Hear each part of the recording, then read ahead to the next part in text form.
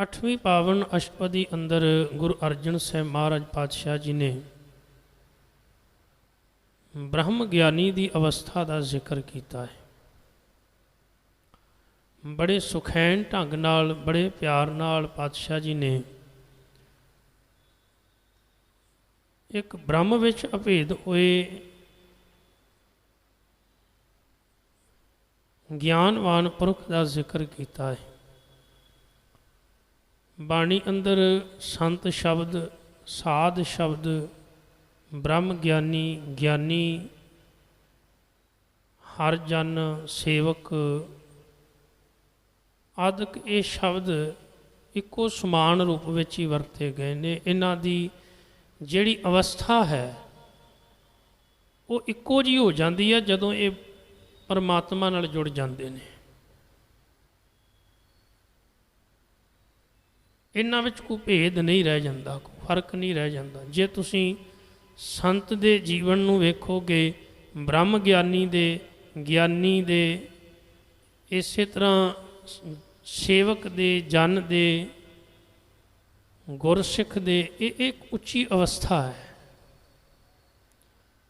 एक कोई पहरावे नूं ब्रह्म ज्ञानी या संत नहीं भी किसी ने चोला महंगा पाया, किसी ने चोला लम्मा पाया, या किसी ने भी बाहर वाले चिन्ह धारण किए हुए ने, इन्हां चीज़ां नाल कोई संबंध नहीं। ये एक वर्दी है, एक एड्रैस है, बस ऐ कह लो भी ये ड्रैस है साड़ी पहचान वास्ते। जिहड़ी अवस्था है वो अंदर दी खेड़ है। हो सकता कोई दुकान ते बैठा होया होवे, कोई ब्रह्म ज्ञानी वाली अवस्था वाला होवे, ये भी हो सकता कोई धार्मिक स्थान ते बैठा होया भी दुकानदार होवे, इदां भी हो सकता है ना। धार्मिक स्थानां ते जरूरी नहीं भी सारे ब्रह्म ज्ञानी संत साध बैठे हुए ने। ते ये भी कोई जरूरी नहीं भी संसार दे अंदर जिहड़े कीर्ति लोक ने, किरत कर रहे ने, ईमान नाल अपना जीवन बतीत करने, हो सकता उत्थे बाणी पढ़दियां ही उन्हां दा जीवन ब्रह्म ज्ञान वाला हो गया होवे, उत्थे उन्होंने उच्ची आत्मक अवस्था हासिल कर ली होवे।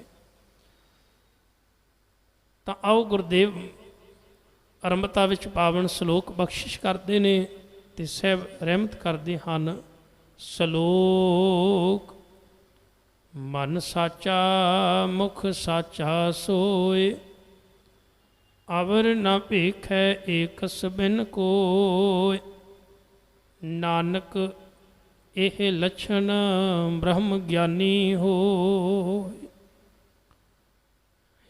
सतगुरु पातशाह जीओ, ब्रह्म ज्ञानी की पहचान किवें होवे, ब्रह्म ज्ञानी दे की लक्षण ने। हुण सतगुरु पातशाह जी बड़ी कृपा करते ने कि ब्रह्म ज्ञानी दे मन विच सदा रहन वाला परमात्मा वसिया रहिंदा है। मन साचा, मन दे नन्ने नूं सिहारी लगी, मन विच मुख साचा सोए, मुख विच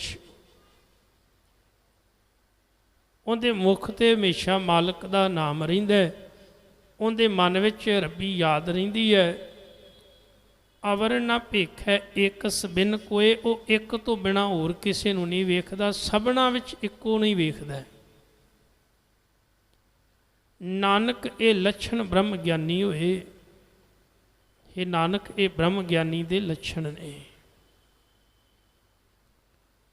हुण कई वारी बाहरों किसी मनुख दे लक्षण नज़र नहीं आउंदे, पर अंदर कोई रोग हुंदा है। शरीर दे अंदर ताप वध जावे या कोई रोग हो जावे,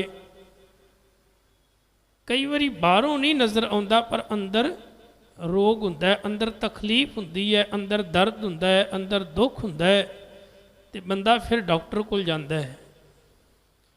डॉक्टर फिर वेखदा उहदियां अखां चैक करदा है, उहदा गला चैक करदा है, उहदे ब्लड नूं टैसट कीता जांदा है भी इहदे अंदर आ बीमारी ते आ बीमारी दे आ लक्षण ने।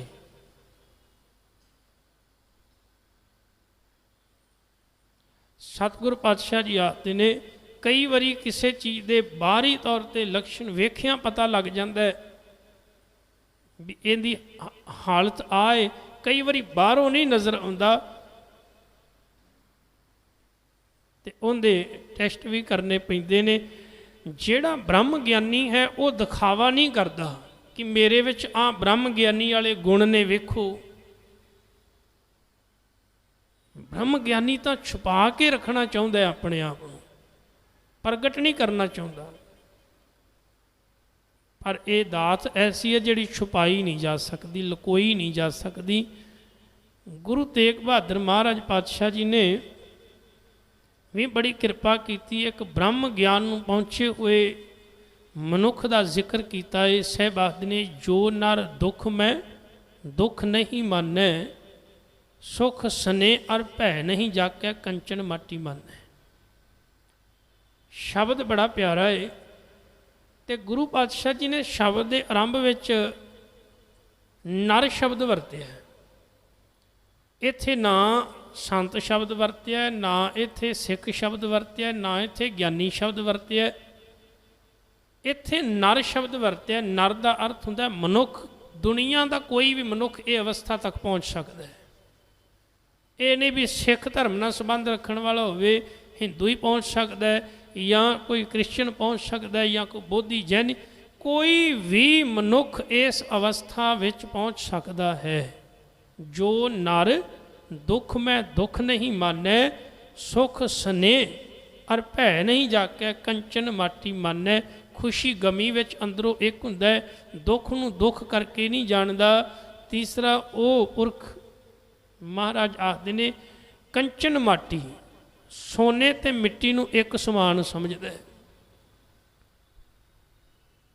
ਨਾ ਨਿੰਦਿਆ ਨਾ ਉਸਤਤ ਜਾਕੈ, ਲੋਭ ਮੋਹ ਅਭਿਮਾਨਾ। ਨਾ ਉਹਦੇ ਨੇੜੇ ਨਿੰਦਿਆ ਹੈ, ਨਾ ਝੂਠੀ ਉਸਤਤ ਹੈ, ਨਾ ਲੋਭ ਤੇ ਨਾ ਅਭਿਮਾਨ ਹੈ, ਨਾ ਮੋਹ ਹੈ। ਇਹਨਾਂ ਦੀ ਪਕੜ ਉਹਦੇ ਅੰਦਰ ਨਹੀਂ। ਹਰਖ ਸੋਗ ਤੇ ਰਹਿ ਨਿਆਰੂ, ਨਾਹੀ ਮਾਨ ਅਪਮਾਨ। ਖੁਸ਼ੀ ਗਮੀ ਤੋਂ ਉੱਤੇ ਰਹਿੰਦਾ। ਜਿਵੇਂ ਆਪਾਂ ਕੋਈ ਪ੍ਰਾਪਤੀ ਹੋ ਜਾਵੇ ਤੇ ਬਹੁਤ ਖੁਸ਼ ਹੋ ਜਾਂਦੇ ਆ, ਕੁਝ ਗਵਾਚ ਜਾਵੇ ਤੇ ਬੜੇ ਦੁਖੀ ਹੋ ਜਾਂਦੇ ਆ।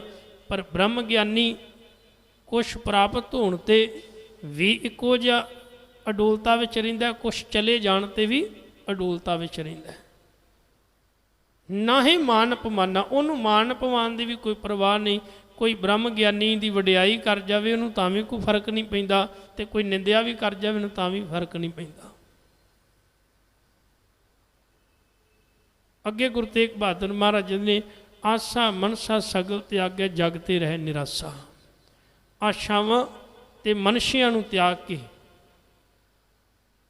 ਉਹ ਇਸ ਜਗਤ ਵਿੱਚ ਰਹਿੰਦਾ ਹੋਇਆ ਨਿਰਾਸ ਰਹਿੰਦਾ ਹੈ।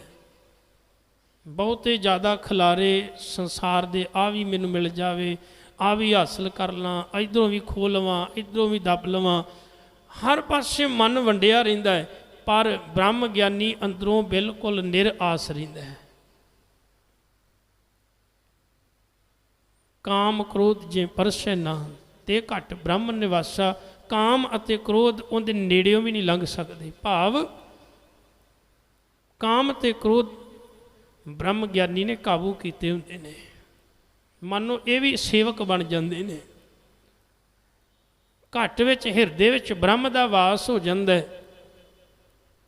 ਗੁਰ ਕਿਰਪਾ ਜੇ ਨਰ ਕੋ ਕੀਨੀ, ਤੇ ਇਹ ਜੁਗਤ ਪਛਾਨੀ। ਨਾਨਕ ਲੀਨ ਭਇਓ ਗੋਬਿੰਦ ਸਿਉ, ਜਿਉ ਪਾਣੀ ਸੰਗ ਪਾਣੀ। ਪਾਣੀ ਪਾਣੀ ਵਿੱਚ ਲੀਨ ਹੋ ਜਾਂਦਾ ਹੈ, ਇਸੇ ਤਰ੍ਹਾਂ ਬ੍ਰਹਮ ਗਿਆਨੀ ਬ੍ਰਹਮ ਵਿੱਚ ਲੀਨ ਹੋ ਜਾਂਦਾ ਹੈ। ਪਰ ਗੁਰੂ ਦੀ ਕਿਰਪਾ ਰਾਹੀਂ, ਗੁਰੂ ਦੀ ਬਖਸ਼ਿਸ਼ ਰਾਹੀਂ,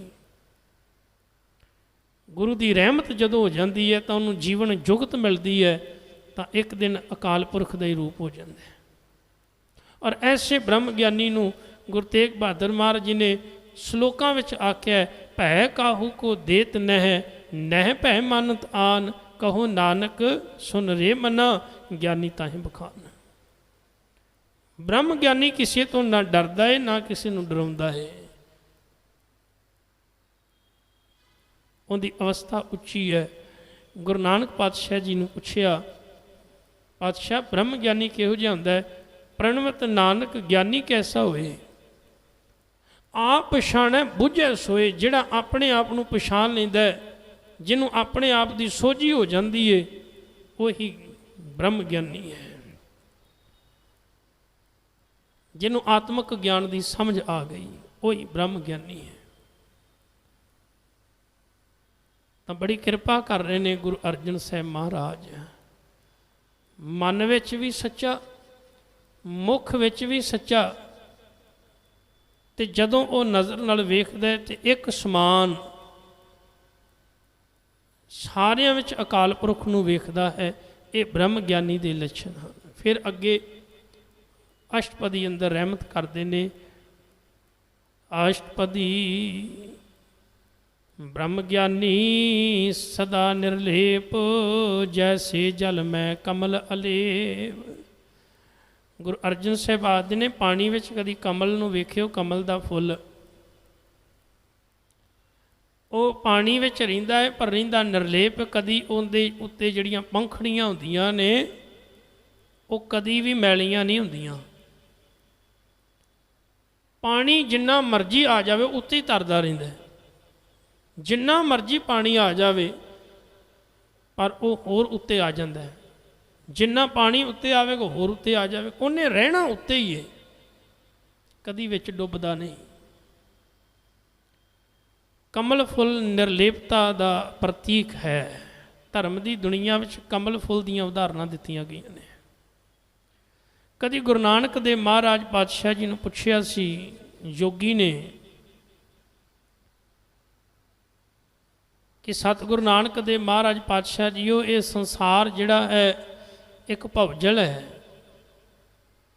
इत्थे आए दिन नित विकारां दे विच मनुख गलतान रहिंदा। संसार दे कले कलेश झगड़े जंजाल बंदे नूं बाहर नहीं निकलन देंदे, विकारां विच बंदा फसिया रहिंदा।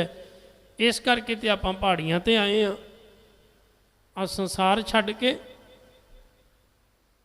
अहीं इत्थे पर्वतां ते आके बह गए हां। यही ते कारण है ना, धीआं पुत परिवार काम धंधे जमीनां जायदादां सब छड्ड के आ गए हां। ते तुसीं कहंदे हो भी संसार दे विच रहिंदिआं रब दी प्राप्ति हुंदी है, तुहाडे कोल किहड़ी जुगती है? ते गुरु नानक पातशाह जी कह लगे, जैसे जल मैं कमल निरालप, मुरगाई नहसाणे। पानी विच कदी कमल फुल वेख्या जोगी जी? मुरगाबी पंछी नूं वेख्या पानी उत्ते तरदा, कदी खंभ मैले नहीं होण दिंदा। जिवें कमल फुल खिड़िया होया कदी मैला नहीं हुंदा पानी विच। पानी किन्ना भी गंदा होवे ते किन्ना भी आ जावे, पर वो सदा निर्लेप रहिंदा है। इसे तरह ही रब दा प्यारा रहिंदा संसार विच ही है। संसार भी चिक्कड़ दी न्याई है, पर जदों वो अपनी सुरत नूं शब्द नाल जोड़ दिंदा है ते फिर उच्चा रहिंदा है। गल ते सुरत दी है। जदों मनुख की सुरत उच्ची हो जाए तो बाहर भावें किन्नी भी विकारां नाल भरी हुई दुनिया होवे, उन्होंने वो विकार पो नहीं सकते, छू नहीं सकते, क्योंकि दी सुरत उच्ची है। तो हाँ, जे कोई बंदा शरीर करके उच्ची पहाड़ी ते जाके बह जाए तो सुरतों दी थले होवे तो फिर गल नहीं बनेगी। कोई 10,000 फुट उत्ते जाके बह जाए, आखे मैं इन्नी उच्ची बैठा वां, पर महाराज आंदे ने सुरत जे उनकी गंद विच है तो फिर उत्ते बैठा होया भी उच्चा हुंदा होया भी वो बहुत नीवा है। पर एक नीवें तल ते बैठा होया सुरत उच्ची चुक के बैठा, और नीवा हुंदा भी उच्चा है।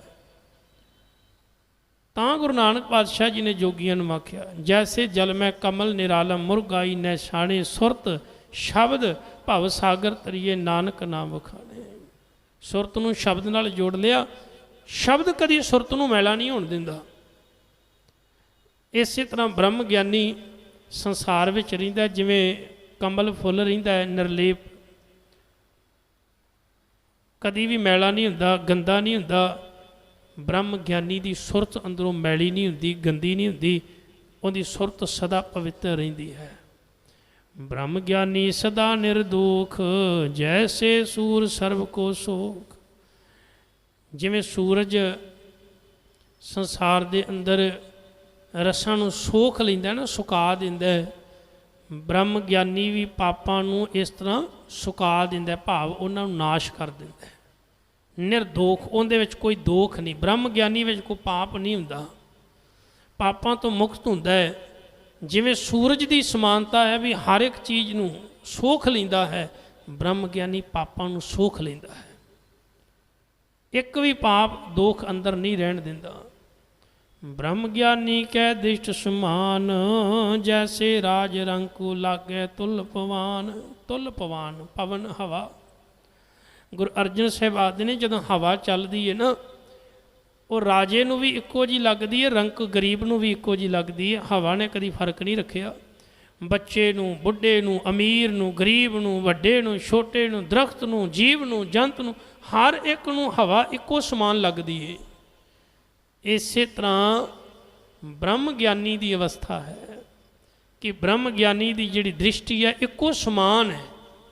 वो अमीर नूं भी इक्को ही नज़र ना वेखदा, गरीब नूं भी इक्को नज़र ना वेखदा, कोई फर्क नहीं। जिवें मैं हुणे बचन पढ़िया गुरु तेग बहादुर महाराज ने, कंचन माटी माने वो सोने मिट्टी नूं एक समान समझदा है। ब्रह्म ज्ञानी अमीर ते गरीब विच कोई फर्क नहीं समझदा, वो सारिਆਂ ਨੂੰ एक समान समझदा है। ब्रह्म ज्ञानी कै धीरज एक, ज्यों बसुदा को खोदै को चंदन ले। ब्रह्म ज्ञानी की अवस्था उस धरती वर्गी है कि धरती नूं कोई पुट्टी जावे तो धरती तां भी अगों गुस्सा नहीं करती। अच्छा, धरती नूं कोई चंदन का लेप लान लग जावे तो धरती तां भी अगों कुछ नहीं कहती। ब्रह्म ज्ञानी की अवस्था ऐसी, इस तरह का अंदर धीरज है जिवें धरती में धीरज हुंदा ना। धरती नूं चंदन लाओ तो तां भी उन्होंने कोई परवाह नहीं, तो कोई भावें 10 फुट 20 फुट 50 फुट उन्होंने पुट के परां सुट देवे, धरती तां भी नहीं आखदी मैनूं पुट्टिया क्यों ही। ब्रह्म ज्ञानी विच इन्ना वड्डा धीरज है, धरती जिड्डा, वो बिल्कुल अडोल रहिंदा है। ब्रह्म ज्ञानी का यह गुनाओ, नानक ज्यों पावक का सहज सुभाव। हे नानक, ब्रह्म ज्ञानी विच ये उत्तम गुण है कि जिवें अग जिहड़ी है ना, वो हर एक चीज़ विचों मैल नूं साड़ दिंदी है। इसे तरह ब्रह्म ज्ञानी जिहड़ा है वो अपने अंदरों मलीनता नूं साड़ दिंदा है। जिवें अग दा सहज सुभाव है, उहदा सुभाव कदी भी बदलिया नहीं जा सकता। ब्रह्म ज्ञानी दे सुभाव नूं भी कोई बदल नहीं सकता कि बंदा आखे हालातां दे अनुसार जिवें असीं बदल जाने आ, असीं बदल जाने ना, किवें हालातां दे अनुसार, समय दे अनुसार। भी जिंदा पलड़ा भारी वेख्या उधर हो गए, वेख लिया भी इधर 10 बंदे खलोते ने, इधर एक भी नहीं, 10 वाले पासे हो गए भी हाँ इधर गल ज़्यादा जचेगी, इधर हो जाने। पर ब्रह्म ज्ञानी अडोल रहिंदा है, वो भावें उहदे नाल कोई खलोवे ना खलोवे, पर उन्हें अपना सुभाव नहीं गवाउणा। जिवें अग अपना सुभाव नहीं गवाउंदी, अग दा सुभाव की साड़ना। कोई भावें बच्चा होवे, बुढ़ा होवे, अमीर होवे, गरीब होवे, छोटा होवे, औरत होवे, अग दा की सुभाव है? साड़ना। अग नूं थोड़ा पता है, अग ने थोड़ा पुछना है भी तू बच्चा है, तू वड्डा है, सुभाव है उहदा। इसे तरह ब्रह्म ज्ञानी का एक सुभाव है, वो अपने सुभाव का त्याग नहीं करता कभी भी, इक्को जिहा सुभाव रहिंदा है। वो अपने सुभाव विच कभी भी तब्दीली नहीं करता। ये उहदा बहुत वड्डा गुण है। ब्रह्म ज्ञानी निर्मल ते निर्मला। ब्रह्म ज्ञानी निर्मल तो निर्मल, पवित्र तो पवित्र जीवन वाला है। जैसे मैल ना लागै जला, जिवें पानी कदी मैला नहीं हुंदा ना। तुसीं वेखो जिहड़ा पानी असीं पीने आ, अगर इनू बंदा मिट्टी नाल लबेड़ देवे, गंदला कर देवे, ये पानी धरती में जाता है, फिर दोबारा निर्मल होकर उत्ते आ जाता है। लोगों ने पानी नूं बड़ा गंदला किया है, पर पानी मुड़ फिर अपने असल रूप में आ जाता है। ब्रह्म ज्ञानी की अवस्था ऐसी है वो सदा निर्मल रहिंदा, कदी मैला नहीं हुंदा। ब्रह्म ज्ञानी कै मन होए प्रगास, जैसे धर ऊपर आकाश। ब्रह्म ज्ञानी दे मन विच प्रकाश हो जाता है, चानन हो जाता है। जिवें धरती दे उत्ते आकाश है ना, हर थां ते जिधर नज़र मारो उधर ही आकाश है। ब्रह्म ज्ञानी नूं भी हर थां ते अकाल पुरख नज़र आउंदा है, जिधर नज़र मारदा है, क्योंकि मन विच प्रकाश हो जाता है ज्ञान का। ब्रह्म ज्ञानी कै मित्र शत्रु समान, ब्रह्म ज्ञानी कै नाहीं अवमान। ब्रह्म ज्ञानी वास्ते शत्रु ते मित्र एक समान ने, ना को बैरी नहीं बेगाना, सगल संग हमको बनियाई। कोई वैरी ते कोई मित्र नहीं। ब्रह्म ज्ञानी वास्ते सारे एक समान ने, कोई फर्क नहीं रखता ब्रह्म ज्ञानी। ना ही ब्रह्म ज्ञानी नूं माण है किसी चीज़ का, हंकार नहीं किसी चीज़ का, तो वह हंकार आदिक तो रहत है। ब्रह्म ज्ञानी ऊच ते ऊंचा, मन अपने है सब ते नीचा। ब्रह्म ज्ञानी की अवस्था वेखो तो उच्चियां तो उच्ची है, पर जे किते अंदरों की हालत वेखो, ब्रह्म ज्ञानी पुछ के वो कहता मेरे वर्गा नीवा कोई नहीं। सब तो नीवा अपने आप को कहाउंदा है ब्रह्म ज्ञानी। इत्थे किसी को माड़ा जा को मान मिल जाए, कहते मैं ही उच्चा बस, बाकी सारे नीवे ने। इदा ही हुंदा, बस असी चंगे बाकी सारे माड़े ने। ब्रह्म ज्ञानी कहता नहीं भाई, असी सब तो नीवे हाँ। उस नीवेपन विच ही उच्चापन है। सियाणे एक गल कहंदे हुंदे सन, कहते जिन्होंने फल लगते मिठे झुक जाते हैं, झुकियां नूं ही मिठे फल लगते हैं। एक बंदा सारा दिन खलोता रहा, दरिया पानी का वगदा सी, सारा दिन खलोता रहा। शाम नूं उत्थों सज्जण लंघदा सी, कहंदा भाई सवेर दा ही खड़ा है। सवेरे तू आख्या ही मैं प्यासा वां, प्यास लगी है, तो शाम हो गई हुण भी इत्थे खलोता है। कहंदा हाँ। कहंदा पानी क्यों नहीं पीता?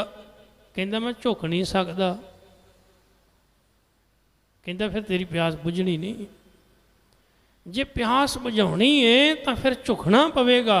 झुक जावेगा तो कुछ हासिल कर लवेगा, नहीं झुकेगा खलोता रह। दरिया ने आप उड़ के तो नहीं आना उतों की भी लै हुण भी तू सवेर का खलोता है तो मैं हुण तेरी प्यास बुझा दियां। नहीं, निमरता विच निवण विच ही बड़ी वड्डी दात है। जिहड़ा बंदा निवदा नहीं, बाबा फरीद साहब ने बड़ा प्यारा उपदेश दिता इस जिंद नूं कि ये जिंद भी एक वहुटी दी न्याई है। पर जदों इन्हें विआह के अपने खसम मालक दे घर जाना तो इनू दो तीन गल्लां सिखणियां पैणियां ने। वो किहड़ियां? निवण सो अखर खवण गुण जिहबा मणियां मंत। हे जिंद रूपी वहुटीए तू आ गल समझ लै, किहड़ी निवण सो अखर, निवणा तेनू आ जावे। कदी हंकार नाल ना खलो जी अपने मालक दे सामने, निव के रवी। निवण वालियां नू ही मिठे फल लगदे ने। तो ये बड़ी कृपा की है गुरु अर्जन साहब महाराज जी ने। ब्रह्म ज्ञानी अपने आप को सारियां तो नीवा खवाउंदा है, पर असल में उहदी अवस्था सारियां नालों उच्ची हुंदी है। ब्रह्म ज्ञानी से जन पए। ब्रह्म ज्ञानी कौन बनते ने? ब्रह्म ज्ञानी कौन हो जाते ने? नानक जिन प्रभ आप करे। हे नानक, जिन्होंने परमात्मा आप ब्रह्म ज्ञानी बनावे। कोई अपने यत्नां नाल ब्रह्म ज्ञानी नहीं बन सकता। ये तो मालक कृपा करे तो वही ब्रह्म ज्ञान की अवस्था में पहुँच सकता है। ब्रह्म ज्ञानी सगल की रीना। ब्रह्म ज्ञानी सारियां दे चरनां दी रेण खाक बन के रहिंदा है। वो कहता मैं सारियां दे चरनां दी धूड़ हाँ। इन्नी निमरता ब्रह्म ज्ञानी दे जीवन विच। किन्ना मन दे विच निमरता दा आ जाना। ब्रह्म नाल जुड़ के बंदा किन्ना नीवा ਆਪਣੇ ਆਪ ਨੂੰ ਖੋਉਂਦਾ। ਉਹ ਕਹਿੰਦਾ ਮੈਂ ਸਾਰਿਆਂ ਦੇ ਚਰਨਾਂ ਦੀ ਧੂੜ ਹਾਂ, ਖਾਕ। ਭਾਈ ਨੰਦ ਲਾਲ ਜੀ ਕਲਗੀਧਰ ਮਹਾਰਾਜ ਪਾਤਸ਼ਾਹ ਜੀ ਚਰਨਾਂ ਵਿੱਚ ਰਹਿੰਦੇ, ਬੜੇ ਉੱਚ ਕੋਟੀ ਦੇ ਵਿਦਵਾਨ, ਅਰਬੀ ਫਾਰਸੀ ਦੇ। ਔਰੰਗਜ਼ੇਬ ਦੇ ਦਰਬਾਰ ਦੇ ਵਿੱਚ ਕੁਰਾਨ ਦੀ ਆਇਤ ਦੇ ਅਰਥ ਤੱਕ ਕਰ ਦਿੰਦੇ ਨੇ। ਔਰੰਗਜ਼ੇਬ ਦੇ ਬੇਟੇ ਨੂੰ ਸ਼ਹਿਜ਼ਾਦਾ ਮੁਅੱਜ਼ਮ ਬਹਾਦਰ ਸ਼ਾਹ ਨੂੰ ਪੜ੍ਹਾਉਂਦੇ ਰਹੇ ਨੇ। ਕਿੰਨਾ ਉੱਚਾ ਦਰਜਾ, ਇੱਕ ਰਾਜਾ ਸੀ ਦੇਸ਼ ਦਾ ਔਰੰਗਜ਼ੇਬ। ਉਹਦੇ ਪੁੱਤਰ ਨੂੰ ਪੜ੍ਹਾਉਣ ਵਾਲਾ ਕੋਈ ਆਮ ਥੋੜ੍ਹਾ ਕੋਈ ਹੁਣ ਟੀਚਰ। ਉਹ ਭਾਈ ਨੰਦ ਲਾਲ ਜੀ ਜਦੋਂ ਆਨੰਦਪੁਰੀ ਵਿੱਚ ਜਾਂਦੇ ਨੇ ਨਾ, ਤੇ ਕਲਗੀਧਰ ਮਹਾਰਾਜ ਦੇ ਚਰਨਾਂ ਵਿੱਚ ਜਦੋਂ ਉਹਨਾਂ ਨੇ ਰਹਿ ਕੇ ਸੇਵਾ ਕੀਤੀ, ਘਾਲਣਾ ਘਾਲੀ, ਫਿਰ ਇਹ ਨਹੀਂ ਵੇਖਿਆ ਵੀ ਦੇਣੇ ਕੇ ਰਾਹ 'ਤੇ, ਇਹ ਨਹੀਂ ਵੇਖਿਆ ਵੀ ਇਹ ਨੰਦ ਲਾਲ ਤੂੰ ਤਾਂ ਇੰਨਾ ਵੱਡਾ ਅਰਬੀ ਫਾਰਸੀ ਦਾ ਵਿਦਵਾਨ ਆ ਤੇ ਤੂੰ ਬਾਲਟੀ ਚੁੱਕ ਕੇ ਲੰਗਰ ਵਰਤਾਉਣਾ ਫਿਰਨਾ, ਤੂੰ ਲੰਗਰ ਪਿਆ ਬਣਾ ਰਿਹਾ। ਪਰ ਮਾਫ਼ ਕਰਨਾ, ਇੱਥੇ ਆਪਾਂ ਵੇਖਦੇ ਹਾਂ ਥੋੜ੍ਹਾ ਜਿਹਾ ਕਿਤੇ ਸਾਨੂੰ ਗਿਆਨ ਮਿਲ ਜਾਵੇ, ਪ੍ਰਾਪਤ ਹੋ ਜਾਵੇ, ਤੇ ਬੜਾ ਔਖਾ ਜੇ ਬਾਲਟੀ ਚੁੱਕਣੀ। ਫਿਰ ਥਾਲੀ ਭਾਂਡੇ ਧੋਣੇ ਬੜੇ ਔਖੇ ਨੇ, ਜੋੜੇ ਝਾੜਨੇ ਬਹੁਤ ਔਖੇ ਨੇ। ਕਿਉਂ? ਕਿਤੇ ਨਾ ਕਿਤੇ ਅੰਦਰ ਨੂੰ ਲੱਗਦਾ ਲੈ ਵੀ ਮੈਂ ਤਾਂ ਬਹੁਤ ਵੱਡਾ ਆ, ਵਿਦਵਾਨ ਆ, ਅਤੇ ਮੈਂ ਇਹ ਕੰਮ ਕਰਦਾ ਚੰਗਾ ਲੱਗਦਾ। ਅੱਛਾ ਜੇ ਕਿਤੇ ਗਲਤੀ ਨਾਲ ਕਰ ਵੀ ਲਈਏ ਤਾਂ ਦੋ ਚਾਰ ਹੋਰ ਆ ਜਾਂਦੇ, ਲੈ ਗਿਆਨੀਆਂ ਦਾ ਕੰਮ ਥੋੜ੍ਹਾ ਹੈ। ਕਹਿੰਦੇ ਨਾ ਨਾ ਬਾਬਾ ਜੀ ਤੁਸੀਂ, ਜਾਂ ਉਹ ਨਹੀਂ ਕਰਨ ਦੇਣਗੇ। ਜੇ ਕੋਈ ਕਰਨ ਦੀ ਮਨਸ਼ਾ ਰੱਖੇਗਾ ਤਾਂ ਉਹ ਨਹੀਂ ਕਰਨ ਦੇਣਗੇ। ਮਹਾਰਾਜ ਬੜੀ ਕਿਰਪਾ ਕਰਦੇ ਨੇ। ਭਾਈ ਨੰਦ ਲਾਲ ਜੀ ਲੱਕੜਾਂ ਲਿਆਉਂਦੇ, ਫਿਰ ਚੁੱਲ੍ਹੇ ਲੱਕੜਾਂ ਅੱਗ ਬਾਲਦੇ, ਲੰਗਰ ਤਿਆਰ ਕਰਦੇ, ਸੇਵਾ ਕਰਦੇ। ਪਰ ਸਮਾਂ ਮਿਲਦਾ ਤੇ ਅਰਬੀ ਫਾਰਸੀ ਦੇ ਸ਼ੇਰ ਵੀ ਲਿਖਦੇ, ਗੁਰੂ ਦੀ ਵਡਿਆਈ ਵੀ ਕਰਦੇ, ਕਥਾ ਵੀ ਕਰਦੇ, ਸਤਸੰਗ ਵੀ ਕਰਦੇ। ਤੇ ਉਹ ਭਾਈ ਨੰਦ ਲਾਲ ਜੀ ਪਤਾ ਇੱਕ ਦਿਨ ਕੀ ਲਿਖਦੇ ਨੇ? ਉਹਨਾਂ ਲਿਖਿਆ ਵੀ ਜਦੋਂ ਮੈਂ ਇਸ ਦੁਨੀਆ ਤੋਂ ਜਾਵਾਂ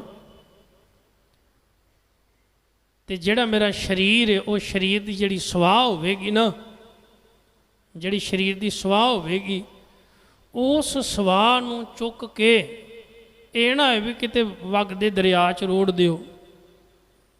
ਨੰਦ ਲਾਲ ਐਵੇਂ ਰੁੜਦਾ ਫਿਰੇ ਥਾਂ ਥਾਂ 'ਤੇ ਨਾ। ਭਾਈ ਨੰਦ ਲਾਲ ਦੀ ਇਸ ਤਨ ਦੀ ਰਾਖ ਨੂੰ, ਸਵਾਹ ਨੂੰ ਉਸ ਥਾਂ 'ਤੇ ਜਾ ਕੇ ਪਾਇਓ ਜਿੱਥੇ ਰੱਬ ਦੇ ਪਿਆਰੇ ਲੰਘਦੇ ਹੋਣ। ਕਿਤੇ ਨੰਦ ਲਾਲ ਦੀ ਇਹ ਖਾਕ ਉਹਨਾਂ ਦੇ ਚਰਨਾਂ ਨਾਲ ਲੱਗ ਕੇ ਤੇ ਨੰਦ ਲਾਲ ਦਾ ਜੀਵਨ ਸਫਲਾ ਹੋ ਜਾਵੇ। ਇੰਨੀ ਨਿਮਰਤਾ, ਇੰਨੀ ਹਲੀਮੀ। ਇੱਕ ਅਵਸਥਾ ਹੈ ਕਿ ਬ੍ਰਹਮ ਗਿਆਨੀ ਆਪਣੇ ਆਪ ਨੂੰ ਇੰਨਾ ਨੀਵਾਂ ਸਮਝ ਲੈਂਦਾ ਹੈ। ਉਹ ਕਹਿੰਦਾ ਸਾਰਿਆਂ ਦੇ ਚਰਨਾਂ ਦੀ ਧੂੜ, ਖਾਕ। ਆਤਮ ਰਸ ਬ੍ਰਹਮ ਗਿਆਨੀ ਚੀਨਾ। ਕਿਉਂ? ਬ੍ਰਹਮ ਗਿਆਨੀ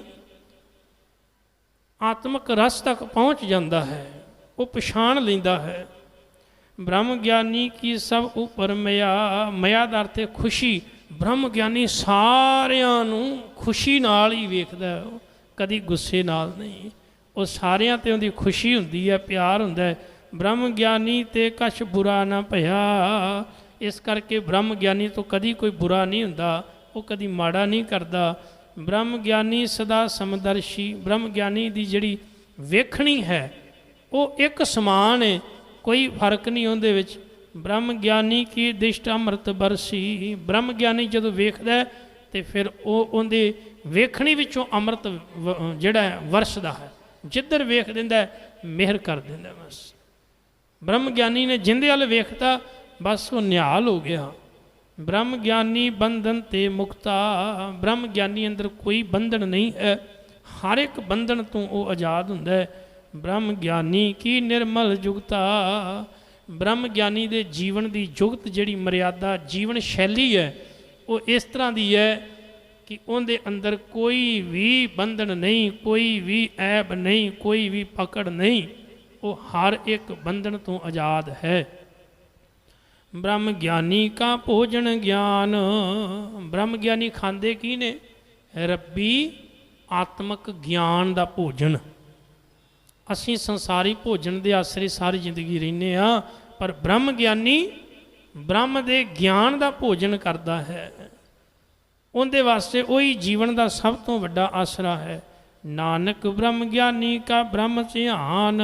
ਹੇ ਨਾਨਕ, ਬ੍ਰਹਮ ਗਿਆਨੀ ਦਾ ਧਿਆਨ ਸਦਾ ਹੀ ਅਕਾਲ ਪੁਰਖ ਬ੍ਰਹਮ ਦੇ ਚਰਨਾਂ ਵਿੱਚ ਜੁੜਿਆ ਰਹਿੰਦਾ ਹੈ।